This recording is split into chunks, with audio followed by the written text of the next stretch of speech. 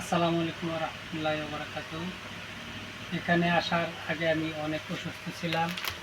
আল্লাহ তাআলা উনি উসিলা আল্লাহ তাআলা সুস্থ করছে। লাগে লাডি বর্দা এখানে আসছিলাম।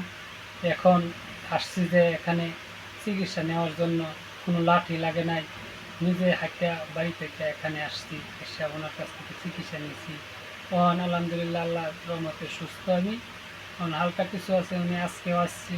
উনি যারা পড়া দিচ্ছে, যা কিছু করে উনি সকল কিছু কোরআনের মাধ্যমে করে। কোনো কুহুরি কোনো কারবার ওনার কাছে নাই। যার ফলে আল্লাহ তাআলা আমারও বিশ্বাস আছে, আপনারা যদি কেউ আগ্রহ থাকেন আসলে ওনার কাছে চিকিৎসা নিয়ে নিতে পারে। আর উনি টাকা পয়সাও তেমন একটা টানে না, এটা আপনারা মন খুশি মতন যা দিন।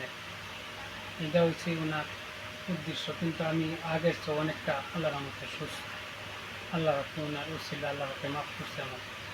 আগে তো আপনার লাঠি লাগতো, এখন কি আপনার লাঠি লাগে? না, এখন লাঠি লাগে না।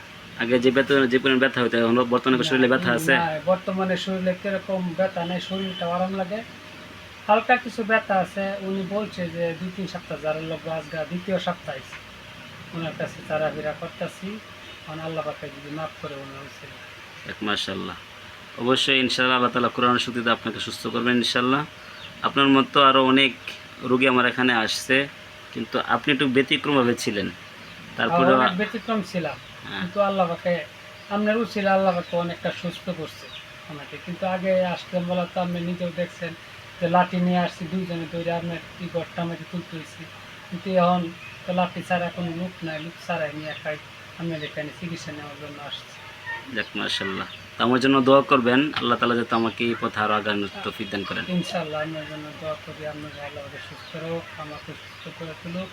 আসসালামু আলাইকুম ওয়া রাহমাতুল্লাহি ওয়া বারাকাতুহু। ওয়ালাইকুম আসসালাম রহমতুল্লাহি বারাকাতুহু। দোয়া থাকলেও সকল বাংলার প্রত্যেকটা মুসলিম ভাই বোনদের জন্য, এটা আল্লাহ রাব্বুল আলামিন যেন প্রত্যেকটা মুসলিম মা বোনদেরকে কুফরি কালাম থেকে যাতে হেফাজত করেন, এবং যারা যে সমস্ত রোগীরা আমার কাছে চিকিৎসা নিচ্ছেন তাদেরকে হেফাজত করেন, এবং আমাকে আল্লাহ তাআলা হেফাজত করেন। আমিন। আসসালামু আলাইকুম রহমতুল্লাহি বারাকাতুহু।